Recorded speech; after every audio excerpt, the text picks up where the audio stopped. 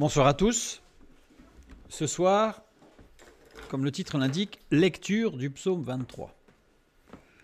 Et le sous-titre, partie 1, ce qui sous-entend qu'il va y avoir une partie 2. Ce soir, nous allons voir l'introduction.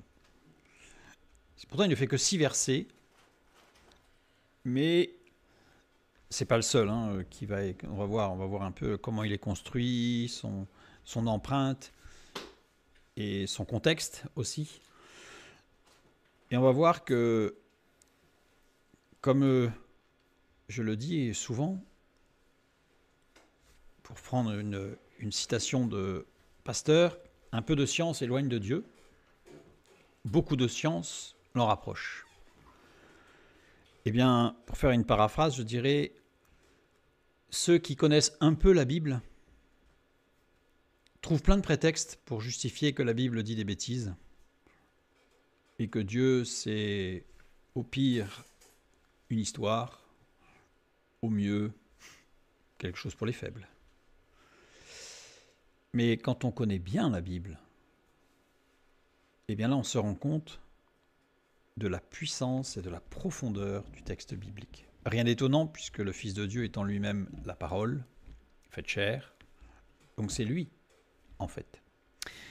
Donc, après cette petite introduction, nous allons nous arrêter sur le psaume 23. Évidemment, ce que je vais vous proposer, c'est tout d'abord une lecture du psaume 23. Je mets en regard le texte en français et le texte en hébreu, parce qu'on va voir que ça va avoir une certaine importance. On ne va pas le lire en hébreu, on va le lire en français. Ça souligne aussi que le texte apparaît toujours en écriture de gauche à droite, puisque en français, comme dans les langues indo-européennes, la majeure partie, on écrit de gauche à droite. Par contre, en hébreu, pour ceux qui ne le savent pas, on écrit de droite à gauche. Voilà. Donc, verset 1. Cantique de David. L'Éternel est mon berger, je ne manquerai de rien. Il me fait reposer dans de verts pâturages, il me dirige près des eaux paisibles. Il restaure mon âme, il me conduit dans les sentiers de la justice à cause de son nom. Quand je marche dans la vallée de l'ombre de la mort, je ne crains aucun mal, car tu es avec moi. Ta houlette et ton bâton me rassurent. Tu dresses devant moi une table en face de mes adversaires. Tu oins d'huile ma tête et ma coupe déborde. Oui, le bonheur et la grâce m'accompagneront tous les jours de ma vie, et j'habiterai dans la maison de l'Éternel jusqu'à la fin de mes jours.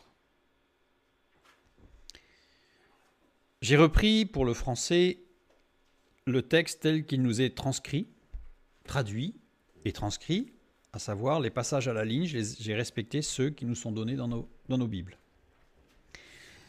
En hébreu, pour celui qui connaît, ou même sans connaître l'hébreu, on voit que, par exemple, au verset 3, en français il y a 3 lignes, en hébreu il n'y en a que 2. J'ai aussi respecté en hébreu les passages à la ligne des codex anciens.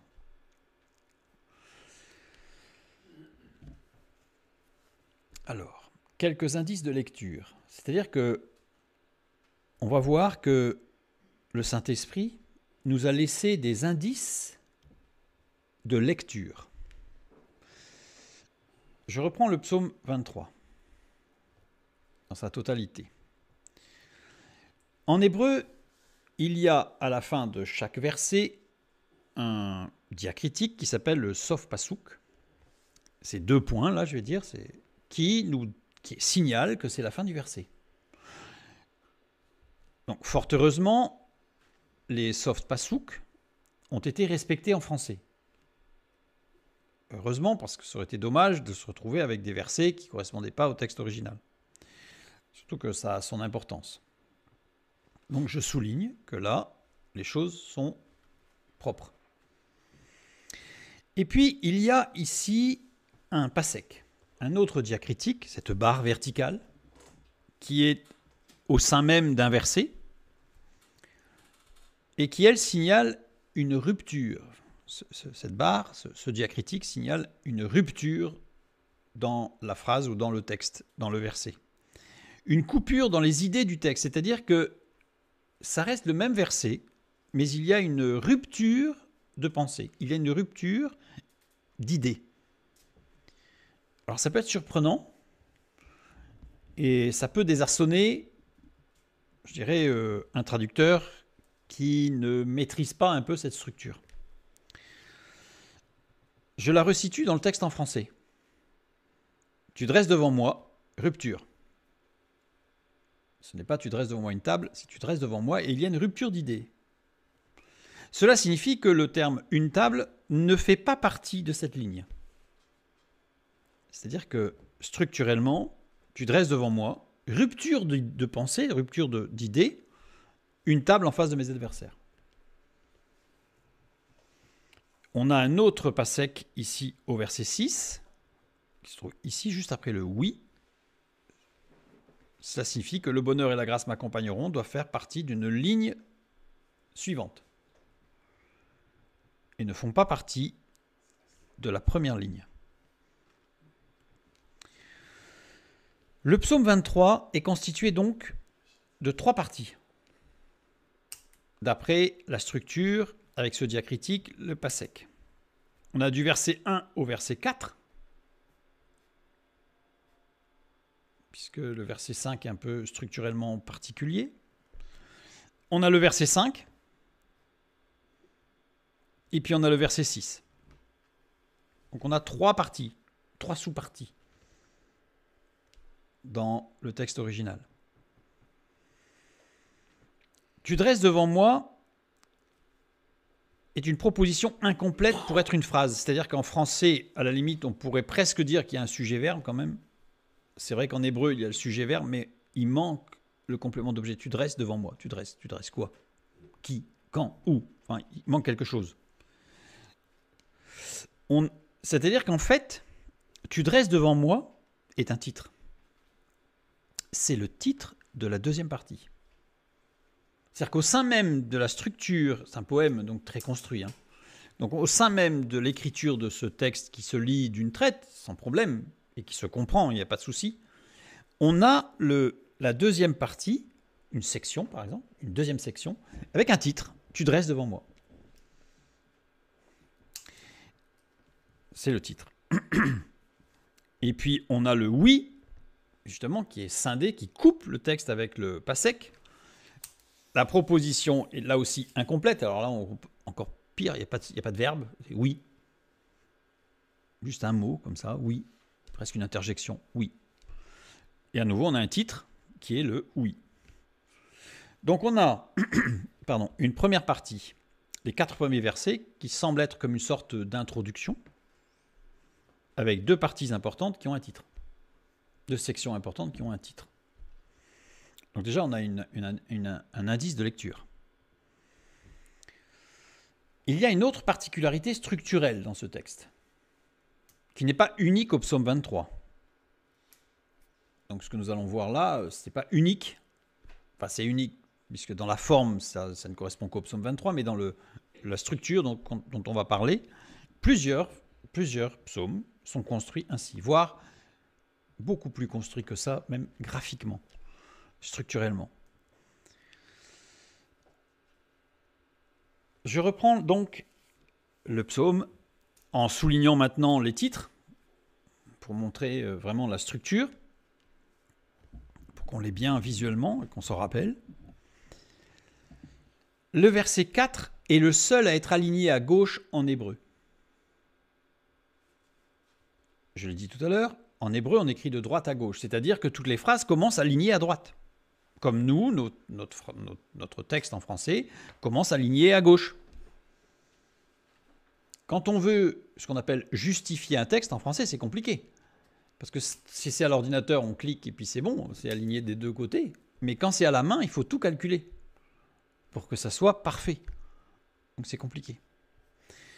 Donc ici, en hébreu, on a une particularité, c'est que tous les versets sont alignés à gauche, ce qui n'est pas du tout instinctif, parce que ça nécessite pour le scribe de calculer le nombre de caractères pour que les versets s'alignent à gauche. On commence à droite.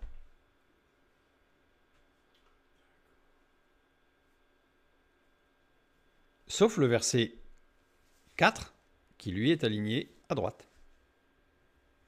Ah oui, une phrase, oui, le verset 4 est le seul à être aligné à droite en hébreu. Oui, évidemment.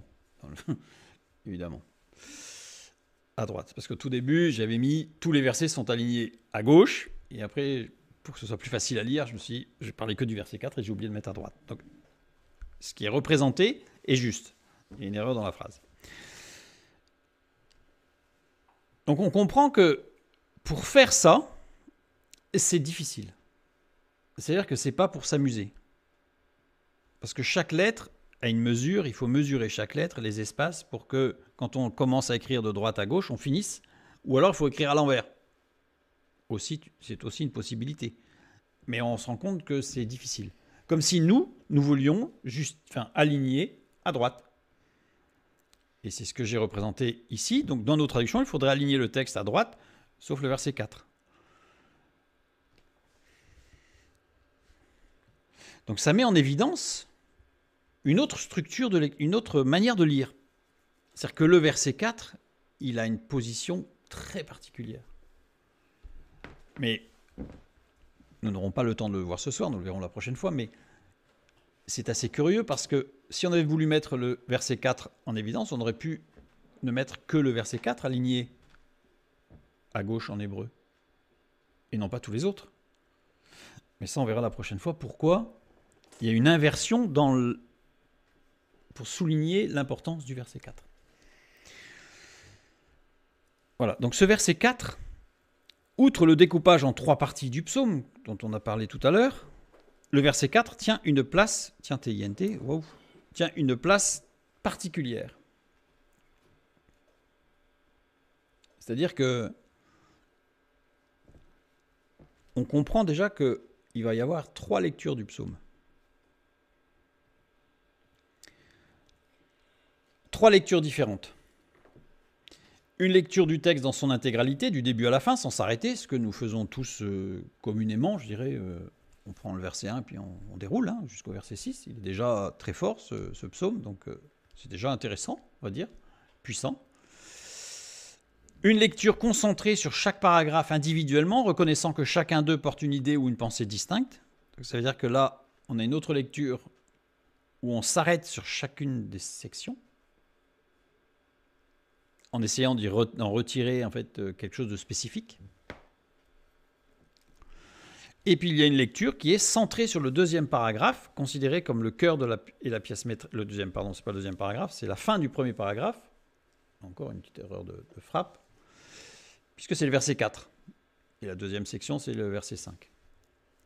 Donc une lecture centrée sur le verset 4.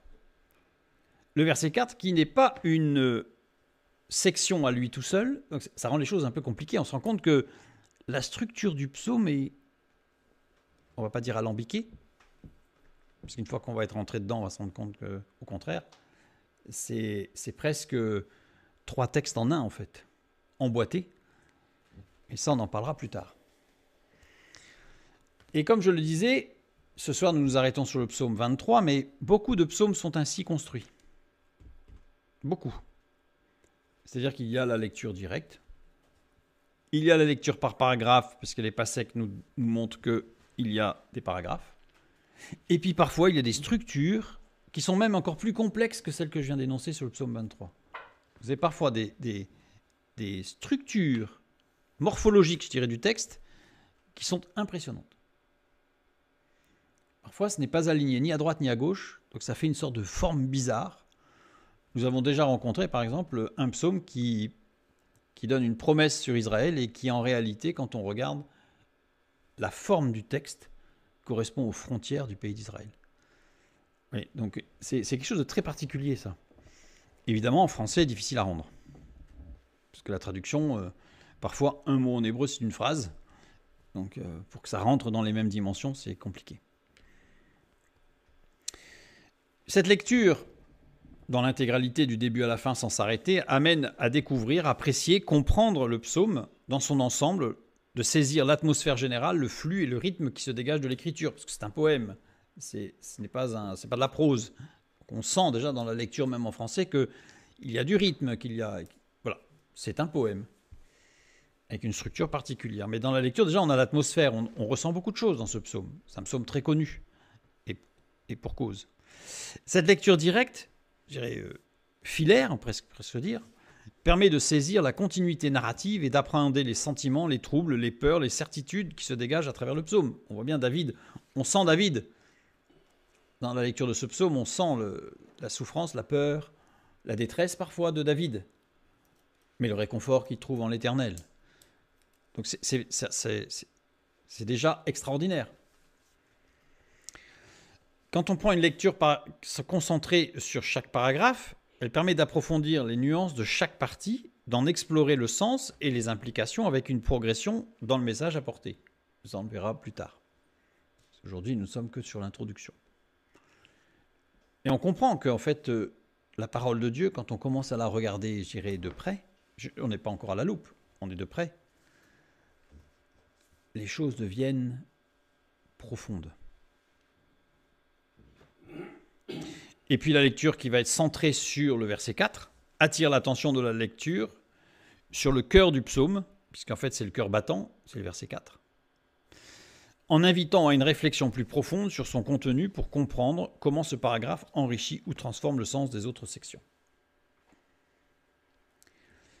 Ce qu'il faut souligner impérativement, et je vais presque dire avec force, c'est que vous avez certaines personnes qui aiment à dénicher des lectures secondes, des lectures troisièmes, parfois ils arrivent à des niveaux 15e, 16e, enfin c'est assez impressionnant.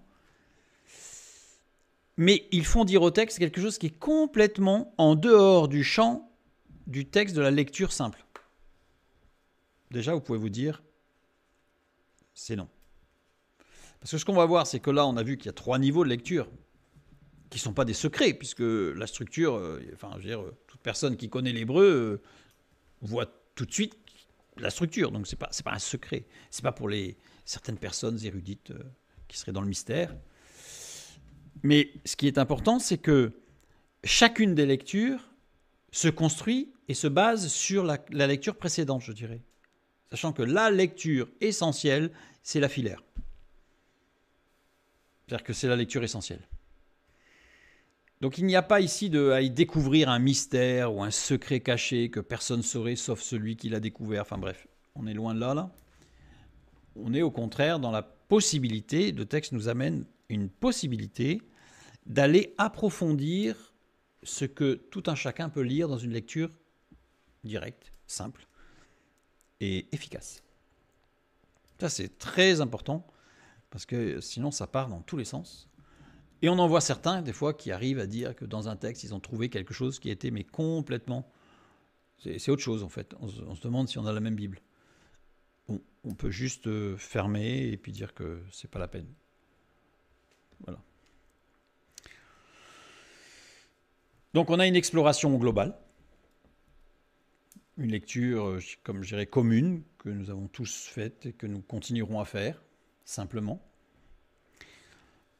Une analyse minutieuse par les paragraphes, mais c'est pas autre chose, c'est la même chose, sauf qu'on va rentrer un petit peu dans une analyse plus minutieuse. Et puis ici, on va avoir une mise en lumière d'un aspect spécifique du psaume, qui peut transcender tout le reste, mais on va rester dans le même, dans la même trame, dans le même champ. C'est juste qu'on va soit concentrer le champ de vision sur un point particulier qui va rayonner sur le reste, soit analyser un petit peu au niveau structurel. Le verset 1 maintenant. Alors maintenant que nous avons vu un petit peu une introduction générale sur le texte, nous allons nous intéresser au verset 1. Alors vous allez voir, on va faire le verset 1 et le verset 2 ensemble. Vous allez voir pourquoi je l'ai appelé introduction. Parce que les versets 1 et le verset 2 sont des introductions en réalité. Qui va se continuer, puisqu'on a vu que jusqu'au verset 4, on avait une première section. Donc en fait, il y a un continuum. Voilà. Verset 1, Cantique de David. L'Éternel est mon berger, je ne manquerai de rien. Cantique, ici la traduction de Mismor. Mismor. Là aussi, je suis assez surpris parce que dans certains psaumes, Mismor est traduit par psaume de David, puis dans certains cantiques, dans certains psaumes, c'est traduit par cantique de David. Je ne vois pas pourquoi le même mot, on ne l'a pas traduit par le même terme français, parce que ça amène en fait à... Ça trompe. Ça trompe celui qui n'a pas accès au texte original, mais il se dit, tiens, ça c'est pas un psaume, c'est un cantique. Pourtant, c'est la même chose. D'accord? Donc, Mismor, qui vient de Samar. Au niveau de sa construction, on y retrouve les lettres. Samar qui veut dire tailler, élaguer. Dans le grec ancien, psalo, utilisé dans les Septante, a pris le sens de pincer, toucher, arracher. Psalo désigne principalement l'action de pincer la corde d'un instrument de musique, en particulier la lyre. Psalo, origine du mot grec psalma, qui veut dire chant accompagné ou psaume. Psalma, on voit la racine de psaume. Traduction. La limitation du terme hébreu à l'aspect musical seul est donnée par le grec de la Septante. C'est-à-dire que les traducteurs du texte hébraïque, les juifs hellénistes, qui ont traduit l'Ancien Testament en grec, qu'on appelle la Septante, ont sciemment, pour des raisons techniques, circonscrit, je dirais, enfermé le terme de mismor dans un aspect purement musical. Purement musical. La notion de pincer est encore liée à l'émondage dans le vocabulaire des jardiniers. C'est-à-dire que... Mais c'est le terme original, c'est ça. Mismor, c'est la notion de pincer. Le psaume fait référence à la taille, à l'émondage, et non pas à la musique. C'est très réducteur. Donc c'est-à-dire que dès l'introduction, ici, on a un terme qui nous dit pratiquement émondage de David.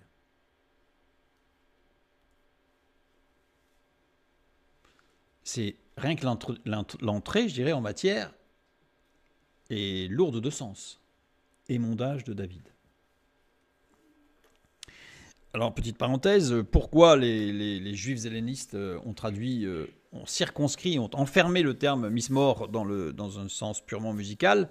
C'est tout simplement parce que la Septante est une traduction de l'Ancien Testament qui a été faite pour sauver 100 000 juifs qui étaient condamnés à mort, parce qu'il avait été dit au Pharaon que le texte de l'Ancien Testament étant complètement impénétrable, c'était un texte magique, bizarre, qui était contre le Pharaon, et qu'il fallait détruire les Juifs, parce que ce texte-là, en fait, c'était quelque part fomenté contre l'empereur, contre le Pharaon.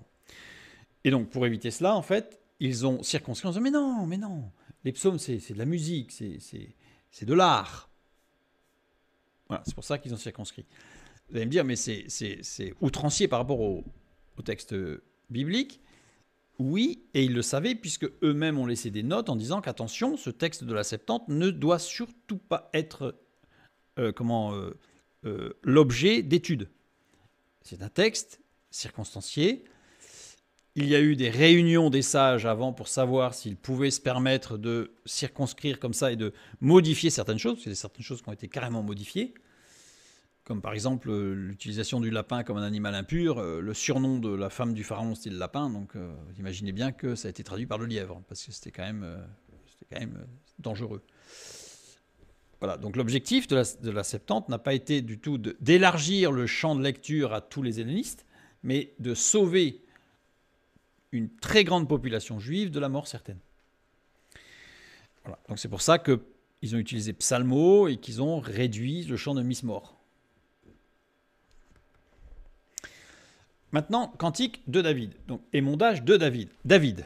David, celui qui est aimé et qui aime. C'est-à-dire que c'est l'homme selon le cœur de Dieu. David, même si ça a été un homme en armes, on le voit tout au long de sa vie, c'est un homme qui a aimé, parfois mal, parfois à mauvais escient, parfois au mauvais moment, mais c'est un homme qui a aimé et qui était aimé de Dieu, parce que justement, c'est un homme sensible. C'est pas un homme dur.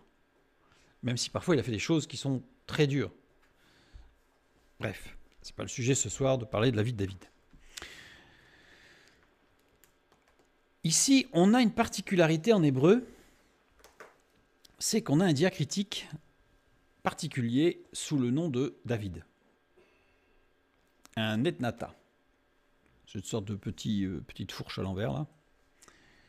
Etnata, c'est une césure du verset à cet endroit.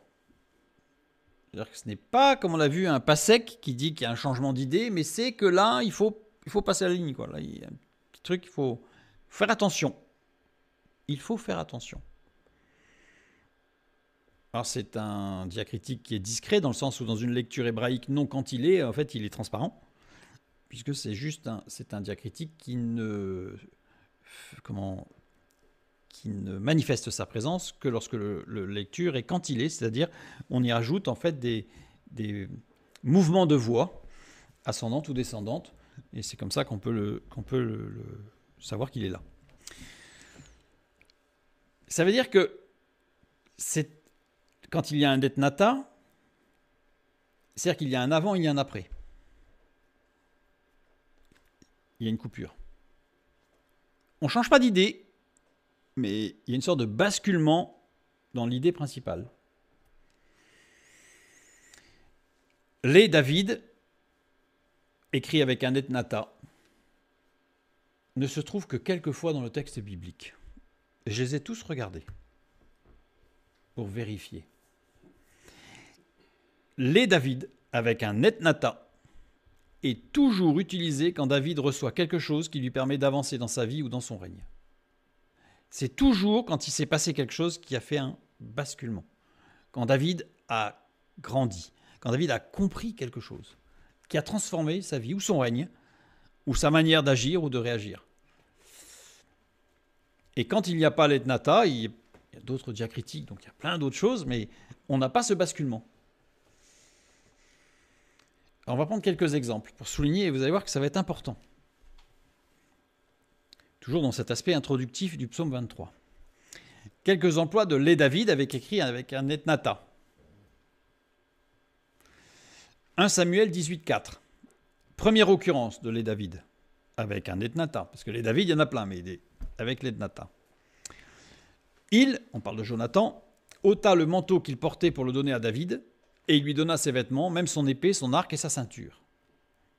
Ici, sans rentrer dans les détails, David reçoit qu'il sera le successeur de Saül. C'est-à-dire que Jonathan, en faisant ça, prophétise quelque part, explique. Prophétiser, ça veut dire expliquer. Ça ne veut pas dire annoncer l'avenir. Il explique à David ce qui est en train de se passer, le basculement qui est en train de se passer au niveau du pouvoir, et que Jonathan ne sera pas le successeur de Saül, mais que ce sera David. Donc là, il y a un basculement dans sa vie. Là. Ensuite, 1 Samuel 18-19. Deuxième occurrence de les David avec etnata.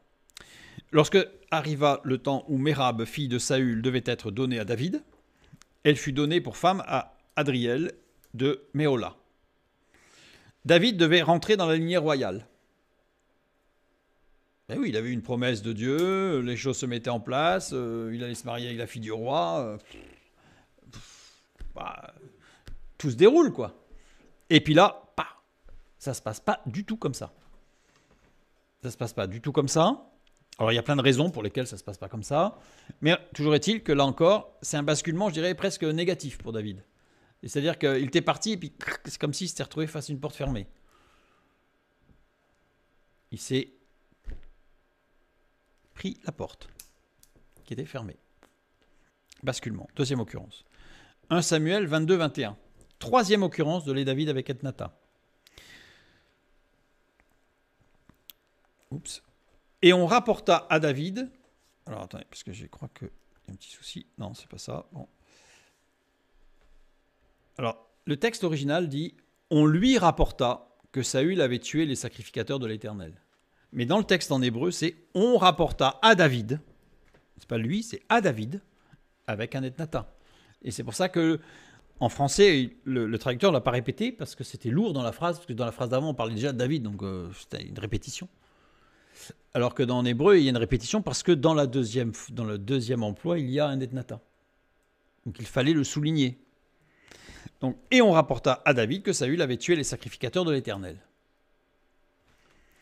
David intègre qu'il est garant responsable de ses sujets, en tant que roi et que futur roi. Pourquoi? Parce que c'est de sa faute. On va y revenir tout à l'heure. 2 Samuel 8, 14, la fin du chapitre du verset 14. Quatrième occurrence de l'est David, avec un Ethnata. Et tout Édom fut assujetti à David. L'Éternel protégeait David partout où il allait. David reçoit l'autorité sur tout le territoire promis à Jacob quelques 700 ans plus tôt. C'est pas anodin, 700 ans. On bascule là aussi. Et ça y est, son royaume est unifié. C'est bon. 2 Samuel 21, 11. Cinquième occurrence de l'est David avec Ethnata. On informa David de ce qu'avait fait Ritzpa, fille d'Aja, concubine de Saül. Qu'est-ce qu'elle avait fait? Ritzpa, concubine de Saül, est la mère de 2 des fils qui ont été exécutés pour satisfaire la demande des Gabaonites suite au non-respect des promesses faites aux Gabaonites devant Dieu.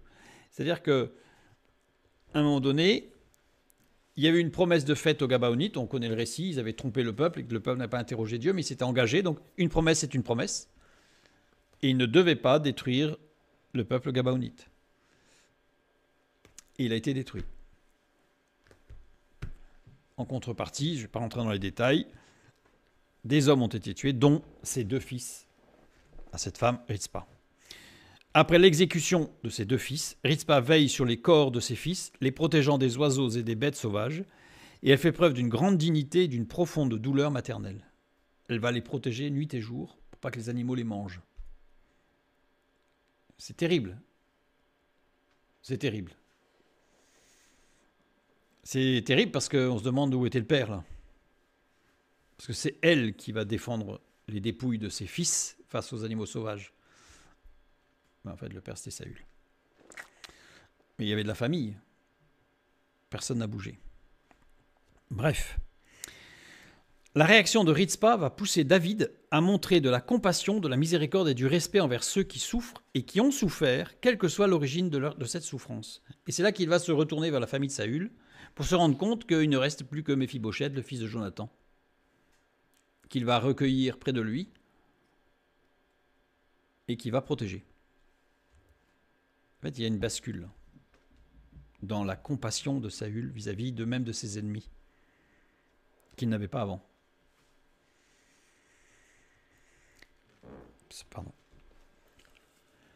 Et quand on regarde le psaume 23, eh bien, le psaume 23 a été composé entre 1 Samuel 22 et 2 Samuel 8. Le psaume 23 a été composé à cette période-là, juste après les événements décrits en 1 Chronique, chapitre 13 à 16. On remet dans le contexte, en fait, l'écriture de ce psaume. Ça n'a pas été écrit comme ça, un soir d'été, avec des étoiles, c'était merveilleux. Il y a un contexte, et David a écrit dans ce contexte. Au chapitre 13 de 1 Chronique, David organise le transport de l'arche avec un grand enthousiasme, et un grand rassemblement est fait pour cet événement. Cependant, lors du transport, Uza, un des porteurs, se saisit de l'arche et tombe malade au point de mourir. L'arche est alors laissée à la maison d'Obed-Édom. Je renvoie vers l'étude sur justement le transport de l'arche pour comprendre ce qui s'est passé pour Uza. Donc là, il se passe quelque chose de dramatique. Au chapitre 14, l'arche reste 3 mois chez Obed-Édom. David se prépare soigneusement pour déplacer l'arche en suivant les instructions de la loi de Moïse pour éviter toute offense à Dieu cette fois-ci. Puisque dans son enthousiasme et son empressement, David n'avait pas du tout respecté ce que Dieu avait dit, donc ça ne s'est pas bien passé. Pourtant, c'était le plan de Dieu, mais le plan de Dieu, on respecte les règles de Dieu et on respecte le temps de Dieu. Le chapitre 15, David va transporter l'arche avec des sacrificateurs et des lévites, en veillant à ce que tout soit fait selon les prescriptions divines. À l'arrivée de l'arche à Jérusalem, il y a une grande célébration et David, vêtu d'une robe de lin, danse devant l'arche.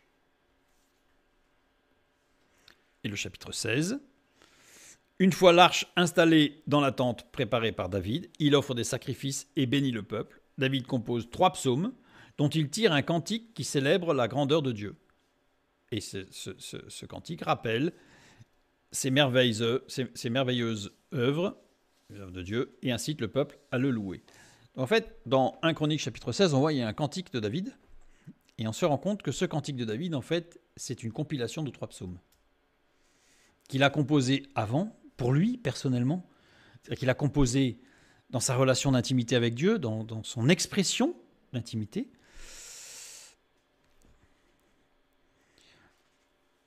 C'est-à-dire que là, David, dans ce qui va se passer là, va non seulement juste avant,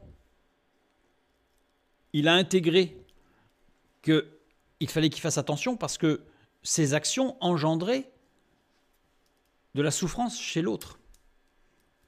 Il n'était pas tout seul en fait à s'amuser. Jusque-là, il était un peu inconscient, un peu adolescent quelque part dans sa tête en disant j'ai plein d'aventures, je fais plein de choses, je pourfends l'ennemi, etc. Mais sans se rendre compte que dans ses actions, il détruisait des vies. Là, il va s'en rendre compte, David, et il va l'expérimenter juste après, parce que c'était des combats, c'était de la politique. Bon, quand même, quand on est dans la politique, comme certains, j'ai entendu parfois qui me disent « Oui, mais dans le monde des affaires, la Bible, on met de côté parce que c'est quand même un monde de requins, donc c'est le monde... » Ah non. Non. Et là, David, c'est ce qu'il comprend. Première étape. Deuxième étape, c'est que même dans les choses de Dieu, on fait attention. Même si on veut appliquer le plan de Dieu, on fait attention. On fait attention. David, les 3 psaumes donc qu'il compose, David, le chant composé par David à l'installation de l'arche à Jérusalem, tel que décrit dans 1 Chronique chapitre 16, est en réalité une compilation de plusieurs passages des psaumes. Une partie du chant de David dans 1 Chronique 16 est similaire au psaume 105, les versets 1 à 15, qui rappellent les œuvres de Dieu et l'histoire d'Israël. Des thèmes de louange et de proclamation de la gloire de Dieu se retrouvent aussi dans le psaume 96, et la déclaration de rendre grâce au Seigneur est également présente dans le psaume 106 au verset 1, particulièrement. Donc en fait, il a écrit 3 psaumes, et dans l'expression qu'il va créer, le cantique qu'il va créer, il va utiliser ces 3 psaumes.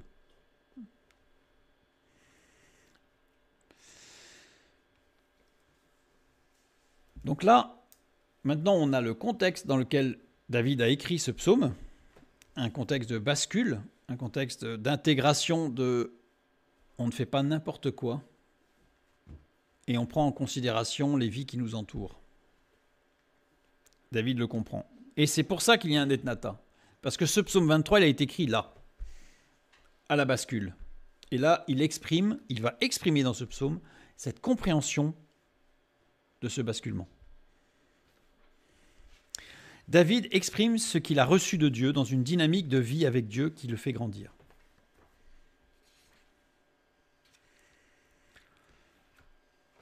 Nous avons vu ici qu'il a écrit juste après les événements du transport de l'arche et de la mort de Uza, qui a saisi l'arche qui était en train de tomber, qui était sur le char tiré par des bœufs.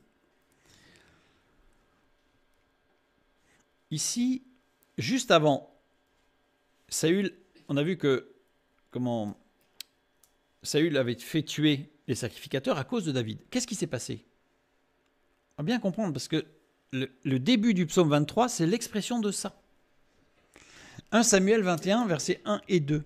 David se rendit à Nob, chez les sacrificateurs Achimélec, qui accourut, chez le sacrificateur Achimélec, qui accourut effrayé au-devant de lui et lui dit « Pourquoi es-tu seul? Il n'y a-t-il personne avec toi ?» David répondit au sacrificateur Achimélec « Le roi m'a donné un ordre et m'a dit que personne ne sache rien de l'affaire pour laquelle je t'envoie et de l'ordre que je t'ai donné. J'ai fixé un rendez-vous à mes gens. » C'est faux. Il ment pour sauver sa vie. On me dit « Ouais, mais pour sauver sa vie quand même. » Ouais, mais il ment. Il ment. David a menti.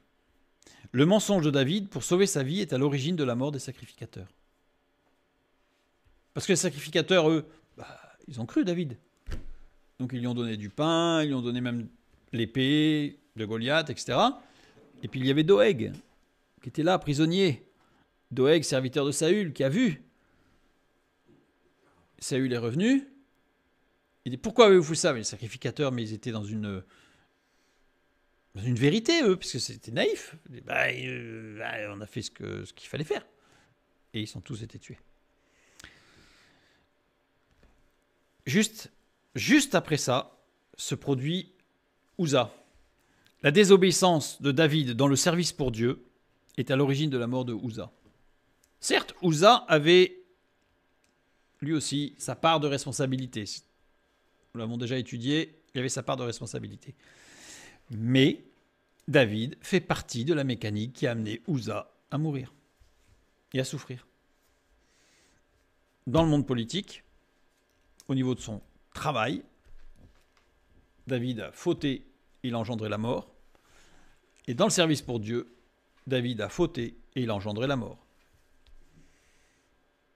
Terrible. Terrible. David vient d'apprendre dans des circonstances terribles qu'il a été à l'origine de la mort de plusieurs personnes par égocentrisme et par manque d'obéissance à Dieu. Vous savez, quand l'apôtre Paul dit que ceux qui enseignent la parole et que ceux qui sont des bergers doivent faire attention, c'est pas pour rien. C'est pas pour rien. C'est pas parce qu'on applique la parole de Dieu, c'est pas parce qu'on est dans le service de Dieu qu'on a l'autorisation de détruire des vies. Jamais.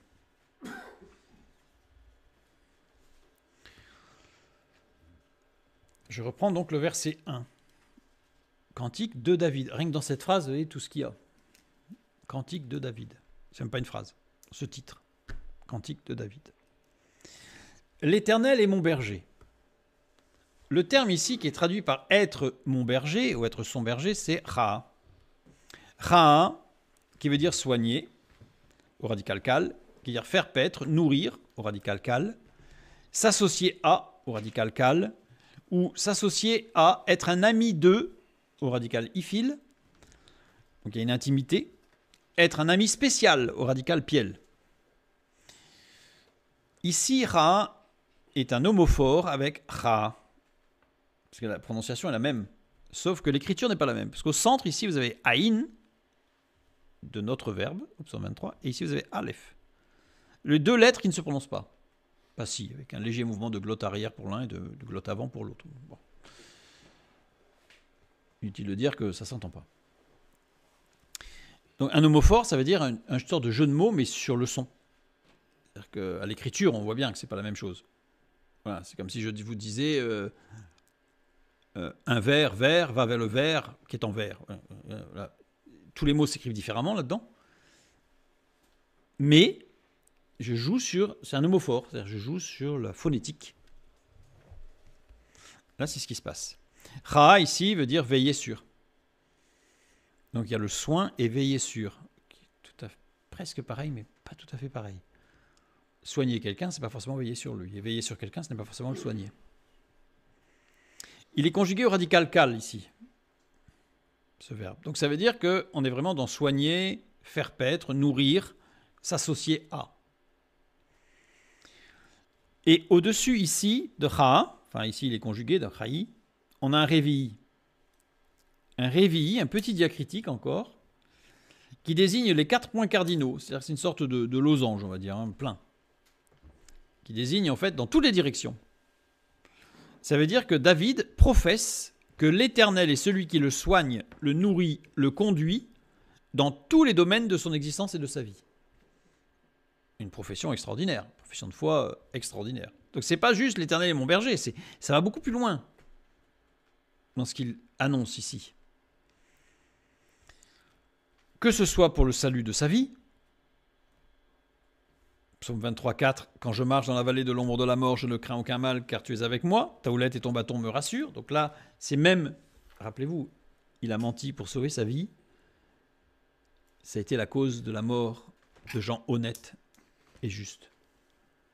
Et là, il annonce, juste après, j'ai compris, c'est Dieu qui me sauve. C'est l'Éternel. C'est pas Dieu d'ailleurs dans sa justice, c'est l'Éternel, le Dieu d'amour. Dieu qui s'exprime dans l'amour et la relation. Donc là, que ce soit pour sauver sa vie, ou que ce soit pour le service pour Dieu. Puisqu'il va dire au verset 6, « Oui, le bonheur et la grâce m'accompagneront tous les jours de ma vie, et j'habiterai dans la maison de l'Éternel jusqu'à la fin de mes jours. Je servirai l'Éternel jusqu'à la fin de mes jours. » Donc c'est-à-dire qu'il a compris. Il reprend exactement les deux idées les deux événements qui précèdent l'écriture du psaume 23, qui sont deux événements terribles où il a voulu sauver sa vie. Et ça a été la cause de la mort d'autres. Et il a voulu servir Dieu sans considérer les règles et le plan de Dieu. Et il a été l'origine de la mort. Et c'est ce qu'il annonce dans le psaume 23. C'est ce qu'il annonce dans le psaume 23. L'Éternel est mon berger dans toute ma vie. Partout. Partout. Dans tous les domaines. Je ne manquerai de rien. Le verbe ici, qui est traduit par manquer, c'est chasser. Chasser, être la cause d'un manque. Diminuer, créer un besoin. Conjugué à l'imparfait. C'est-à-dire que le texte ne dit pas « je ne manquerai de rien ». Littéralement, c'est « je ne serai pas la cause d'un manque ». Rappelez-vous de ce qu'il vient de vivre. David proclame qu'il n'est pas et ne sera pas l'origine d'un manque ou d'un besoin.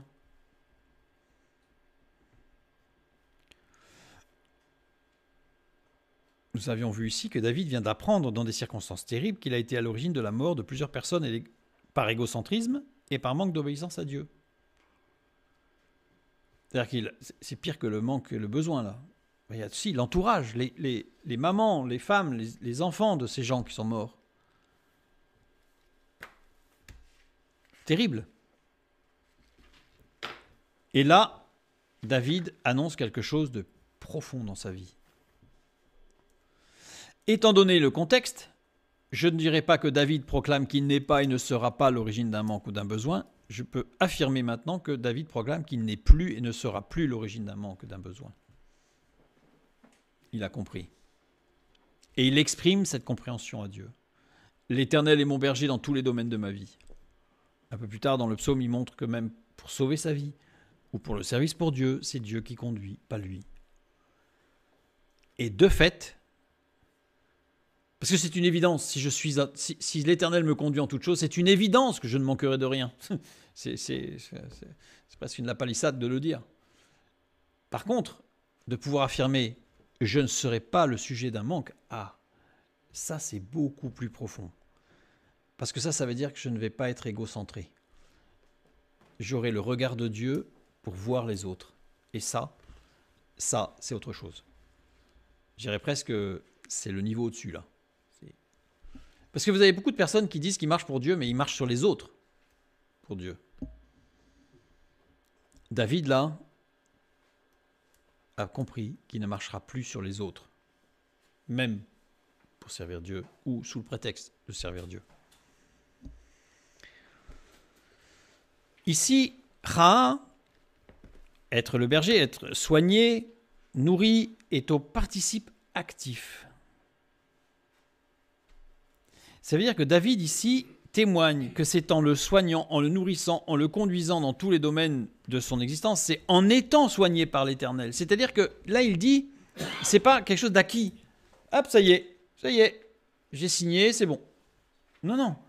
C'est tant que je suis dans cette démarche, tant que je suis dans cette marche dynamique avec l'Éternel dans tous les domaines de ma vie, je ne serai pas le manque de quelqu'un. Mais si jamais je m'écarte,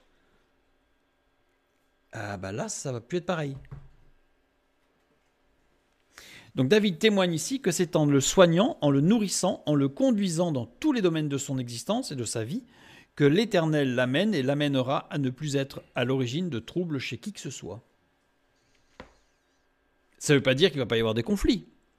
Ça ne veut pas dire qu'il ne va pas y avoir d'autres combats et peut-être même des morts. Mais les choses seront vues avec le regard de l'Éternel. C'est-à-dire que ce ne sera pas lui qui sera à l'origine, qui sera la cause première de toutes sortes d'événements qui vont aboutir à la mort de l'autre ou à un manque chez l'autre.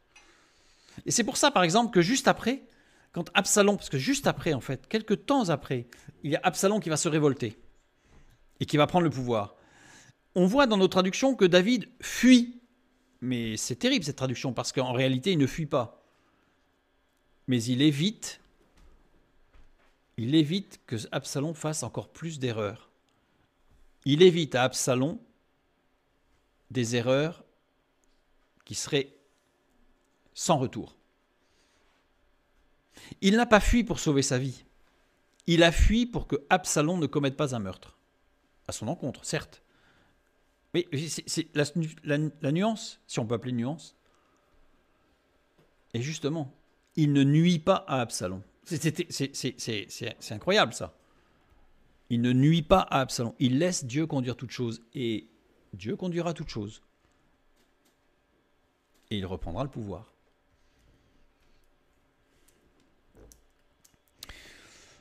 Le verset 2, maintenant. Le verset 2, « Il me fait reposer dans de verts pâturages, il me dirige près des eaux paisibles. » Il me fait reposer.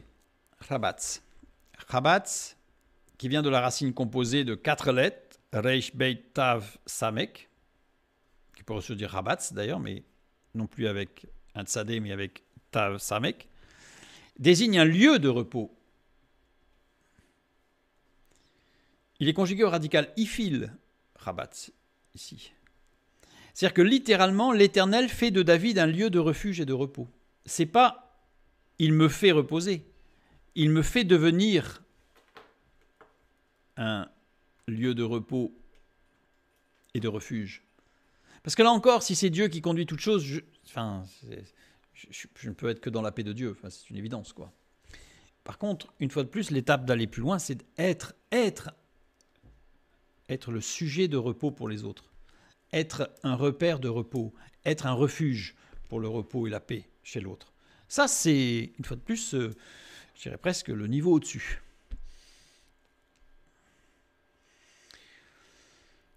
Regardons ce qui s'est passé. Nous avons vu que juste après l'écriture du psaume 23, « Et tout Édom fut assujetti à David ». Il est devenu le lieu de repos pour tout le monde. C'était fini, il n'y a plus de guerre. C'est fini. Et en plus, je vous inviterai à lire le récit, ça ne s'est pas fait dans une ultra-violence. Hein.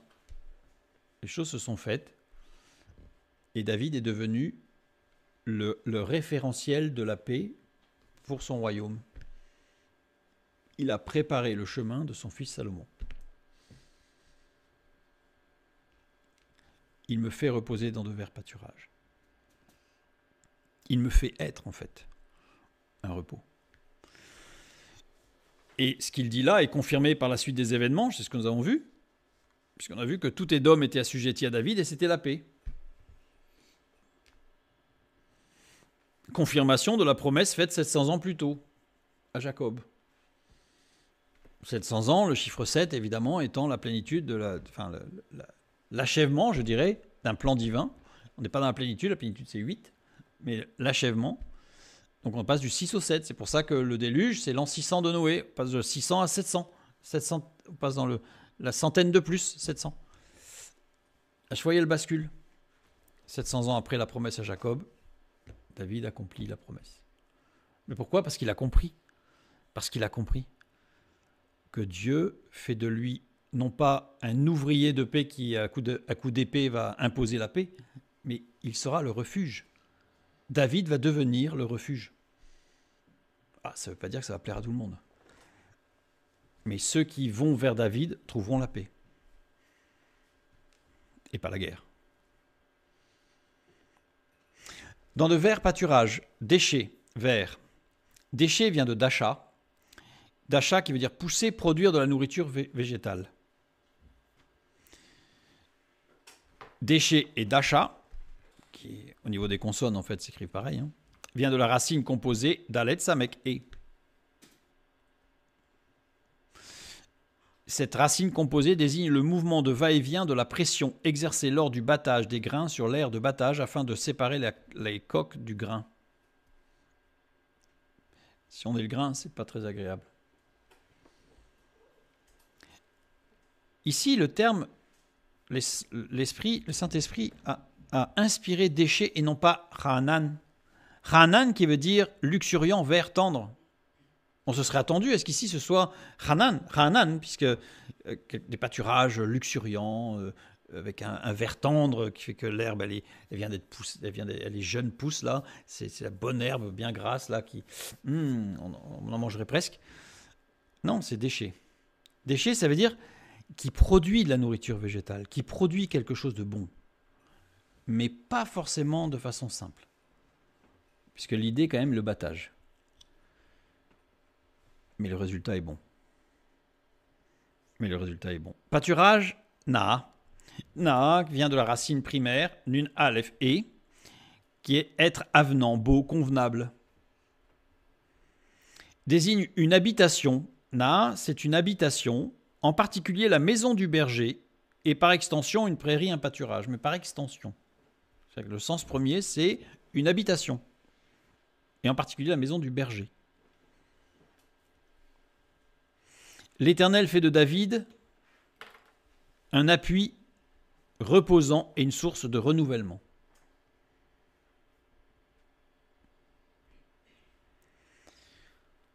Lévitique chapitre 1, versets 3 et 4. Nous lisons ceci. Si son offrande est un holocauste de gros bétail, il offrira un mâle sans défaut, il l'offrira à l'entrée de la tente d'assignation devant l'Éternel pour obtenir sa faveur, il posera sa main sur la tête de l'holocauste qui sera agréé de l'Éternel pour lui servir d'expiation. Et puis dans Lévitique au chapitre 2, les versets 1 et 2, lorsque quelqu'un fera à l'Éternel une offrande en don, son offrande sera de fleurs de farine, il versera de l'huile dessus et il ajoutera de l'encens. Il apportera au sacrificateur, fils d'Aaron, le sacrificateur prendra une poignée de cette fleur de farine, arrosée d'huile avec tout l'encens, et il brûlera cela sur l'autel comme souvenir. C'est une offrande d'une agréable odeur à l'Éternel. Il existe deux types de sacrifices dans la parole de Dieu, des sacrifices d'animaux et des sacrifices de végétaux. Dès le début, Abel et Caïn. Associé à l'idée, le sacrifice animal est associé à l'idée d'expiation pour le péché. C'est un symbole fort de substitution où l'animal meurt à la place du pécheur. Quand il s'agit d'un sacrifice de végétal ou de végétaux, ces sacrifices sont liés à la gratitude et à la reconnaissance envers Dieu pour ses bénédictions. Ils expriment la dévotion, la reconnaissance et la dépendance envers Dieu. Dans le psaume 23, il n'a pas parlé de veau gras. Vous avez des textes parfois qui vous parlent de veau gras. Enfin, personnellement, ça ne nous attire pas trop traduit comme ça, mais voilà, on sent qu'il y a de la viande, quoi. Alors que là, non. On a un terme qui a été choisi spécifiquement pour produire une nourriture végétale. Pourquoi ? Parce que c'est de la reconnaissance. Il s'agit ici de reconnaissance et pas de sacrifice expiatoire. Il ne s'agit pas d'abnégation ou de dévouement, mais de reconnaissance et de gratitude envers Dieu. C'est-à-dire que David va devenir un refuge, va devenir un appui reposant, une source de renouvellement, mais pas à la sueur de son front. Parce qu'il va être. Et pourquoi ? Parce qu'il est dans la reconnaissance. Regardez le nombre de psaumes que David a écrits dans la reconnaissance. Et pourtant, qu'est-ce qu'il a souffert ? Mais c'est la louange. C'est la reconnaissance. La reconnaissance que tout lui vient de Dieu. Et que Dieu doit le conduire dans tous les domaines de sa vie. Fruit obtenu par le travail de l'Éternel, pas son travail, à lui. C'est le travail de l'Éternel en lui, l'émondage, qui va faire de lui un instrument de paix entre les mains de l'Éternel. Mais lui n'a pas à travailler. Il a laissé le Saint-Esprit travailler en lui. On n'est pas du tout orienté pareil. En fait, on se rend compte que dans ce psaume, David exprime vraiment, je dirais presque, les demi-tours incessants que nous sommes aussi amenés à faire pour considérer que nous n'avons pas à marcher sur les autres pour servir Dieu. C'est-à-dire qu'on regarde avec le regard de Dieu. Et là, nous n'avons pas à travailler à la sueur de notre front pour réussir à être... Non, on doit laisser le Saint-Esprit travailler en nous, ce qui n'est pas une chose simple. Attention, ce n'est pas toujours que du plaisir, comme on dit, mais on a une espérance, c'est-à-dire qu'on sait que derrière, comme le battage du grain, c'est parce que derrière, on va enlever la coque. Le moment du battage, pour le grain, c'est pas... Voilà, si on est le grain, c'est pas très agréable. Mais on est en espérance, on sait que derrière, ça va être pour en sortir la fleur de farine, ce sacrifice de reconnaissance.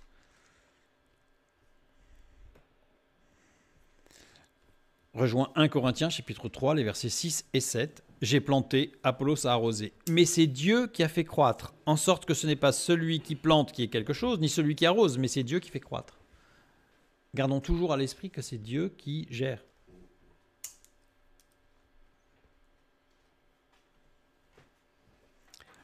Toujours le verset 2. Il me dirige près des eaux paisibles. Rabatz, dirige. Rabatz, donner du repos. Conduire avec soin. Diriger vers un lieu de repos. Parce que là, on a l'impression qu'il me dirige, peut-être que ça va pas être facile. Hein. Non, mais là, il y a l'idée de repos. Rafraîchir. Conjugué au radical piel, c'est-à-dire dans le moindre détail. C'est-à-dire que radical piel, c'est jusqu'au boutiste. Hein. C'est dans le moindre détail. Près des eaux paisibles. Paisible, Menoufra. Menoufra, si je prends la fin, puisqu'on commence par le meim, qui veut dire continuer après, à l'extérieur. Quelque chose qui continue à l'extérieur. Et ici, paisible, c'est pas du tout la même famille que Shabbat. Shabbat qui est le repos. Non. Shabbat, c'est se reposer, interrompre, cesser, imposer silence, mettre un terme à quelque chose. On s'arrête. Alors que Menoufra, il n'y a pas du tout la notion de s'arrêter. On a l'impression que vers les eaux paisibles, ça y est, c'est bon. Formidable, on est arrivé. Non, c'est qu'il y a quelque chose en nous qui va se continuer à l'extérieur. Shabbat, l'action de se reposer est supplémentaire à l'action d'avancement du plan de Dieu. Elle en fait partie. Mais Noufra, regardons comment il est construit. Si je prends les deux premières lettres, désigne toute la sphère d'activité. Les deux dernières lettres, Chet et, peint l'expression sonore accompagnant un effort, et le Vav symbolise l'homme. Désigne le travail nécessitant un effort de l'être humain. Mais l'effort, c'est quoi? C'est suivre Dieu. L'effort, c'est quoi? C'est laisser le Saint-Esprit quand il nous dit ben ça, il va falloir que tu le laisses. On préfère quand il nous dit il faudrait que tu ailles voir un tel et que tu dises qu'il faudrait qu'il lâche ça. C'est plus facile. C'est beaucoup plus facile. Par contre, mais là, non. C'est nous d'abord. L'action du Saint-Esprit. Mais Noufra, on peut le voir d'une autre manière. On peut voir la première lettre, même signe de l'action extérieure et passive. Puis les trois lettres suivantes, racine composée, désignent le point où une chose en action trouve l'équilibre. Et représente l'haleine de l'homme, l'air, l'esprit, l'âme, tout ce qui est animateur et vivifiant la vie. Exprime la vie et l'idée abstraite de l'être. Être. Désigne l'équilibre vital et vivifiant du travail. Du travail du Saint-Esprit, bien sûr. Et Menoufra, ici, on peut aussi le voir avec Meim toujours, signe de l'action extérieure et passive. Les deux lettres suivantes, Nun Vav, désignent une action, laquelle est définie par ce qui suit cette racine biconsonantique, et ce qui suit, c'est Chet e, désigne ce qui rend l'être patent. Être. Désigne un travail extérieur résultant de l'équilibre intérieur. L'action extérieure est passive. L'action extérieure est passive, elle est tout le temps passive en fait. L'action est passive dans l'effort, car elle vient de l'intérieur. Elle résulte d'un travail intérieur invisible de l'extérieur. Le Saint-Esprit. Et c'est ce qui se continue à l'extérieur. C'est pour ça que très souvent, on entend ce que vous êtes crie beaucoup plus fort que ce que vous dites. Parce que ce que l'on est, c'est quelque chose qui transpire de l'intérieur. Et on ne peut pas tromper son monde bien longtemps quand on ne transpire pas. Je vais dire faire un jeu de mots, quand on ne transpire pas une bonne odeur. Voilà, quand il y a quelque chose à l'intérieur qui n'est pas bon, de toute façon, ça finira par transpirer.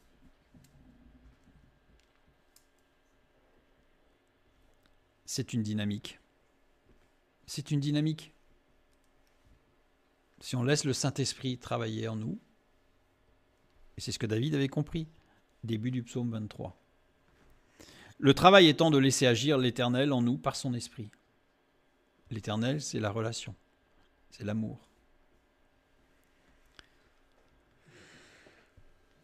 Ici, nous avons vu que le psaume fait référence à la taille. On a compris pourquoi. On a compris pourquoi. Oups. Misrov, Le psaume fait référence à la taille. Misrov, c'est un terme qui est employé dans 57 psaumes en introduction, de 57 psaumes qui utilisent le terme misrov. C'est-à-dire que je les ai notés là exprès, de telle sorte à ce que quand vous lisez un psaume, s'il commence par misrov, c'est de la taille. Vous allez voir que la lecture peut amener une couleur un peu différente. Un peu différente. On a quelques mots pour la prière, parce que les psaumes sont quand même la louange, pour la prière sans S, parce que faute de frappe, il y en a un paquet aujourd'hui. Les psaumes font référence à la louange d'une manière générale. Quelques mots pour la prière. Palal, qui veut dire prier, intercéder, intervenir, se jeter soi-même au milieu d'eux, donc là c'est vraiment l'intervention. Au radical itpael, il est tout le temps utilisé au radical itpael en fait dans la parole de Dieu, c'est-à-dire c'est un intensif réciproque, intensif réfléchi, c'est-à-dire que c'est l'un et l'autre, exprime une action réciproque. Réciproque, si c'est réciproque, c'est que je suis avec quelqu'un. D'accord ? Et donc quand on est dans l'intercession, dans la prière, on est avec Dieu. Et normalement, ça doit être réciproque. Donc c'est-à-dire que je ne suis pas un moulin à prière, j'écoute aussi. C'est la base de la foi. On a les remerciements, la louange, on rend grâce à Dieu, yada, jeter à terre, abattre. Yada veut dire louer, mais veut dire aussi jeter à terre, abattre. Ranan veut dire louer, mais veut dire aussi triompher et vaincre. Shabar, qui veut dire louer, remercier Dieu, veut dire aussi apaiser et calmer. Halal, qui veut dire louer, entreprendre, transpercer, frapper. Tovda, confession. Ça veut dire louer Dieu, mais aussi confession. Parce que quand on loue Dieu, on reconnaît sa puissance, mais aussi notre impuissance. On reconnaît sa grandeur, on reconnaît notre petitesse. Zeker, mémoire, souvenir. On se souvient de tout ce que Dieu a fait dans la louange. On a aussi l'adoration. Shachav, qui veut dire adorer, mais qui veut dire aussi abattre. Atar, qui veut dire adorer, mais qui veut dire aussi encens, odeur, agréable. Dans 2 Samuel 22,4, nous lisons, ou dans le psaume 18,3, nous lisons « Je m'écris, loué soit l'Éternel et je suis délivré de mes ennemis. » Et oui, louer ici, c'est halal. Donc quand je loue l'Éternel, en fait, en louant Dieu, je combats. Le vrai combat. Il n'est pas dans la sueur. Il est dans la louange. Parce qu'il faut reconnaître que ce n'est pas toujours facile de louer Dieu. Parce que parfois, nous sommes dans des circonstances de vie.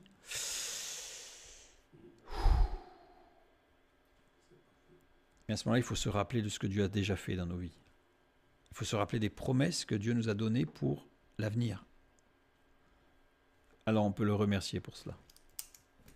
Et si on commence à le louer pour cela, alors nous aurons la victoire. Comme David. La victoire s'acquiert dans la louange et l'adoration. Comme David dans les psaumes. C'est pour ça qu'il y a beaucoup de psaumes. Puisque David est un homme victorieux. Rempli de victoires. Plein de victoires, David. Il a écrit beaucoup de psaumes. Il a beaucoup loué. David l'avait compris. Si je reprends le psaume 23, j'ai intitulé cette première partie Introduction parce qu'en fait, on a vu que David, les 2 premiers versets ne sont que, je dirais, l'expression de sa dernière expérience avec Dieu. Et ensuite, il va ouvrir son cœur et là, il va annoncer des choses, mais qui vont aller au-delà de simplement reconnaître que Dieu l'a fait grandir dans les dernières expériences. Donc ça, il le reconnaît. Et ensuite, il va y avoir une partie où il va louer Dieu, adorer Dieu, dans ce psaume 23. Et il annonce, il proclame de façon forte que Dieu est celui qui le conduit en toutes choses, dans tous les domaines de sa vie. Que Dieu vous bénisse et à bientôt.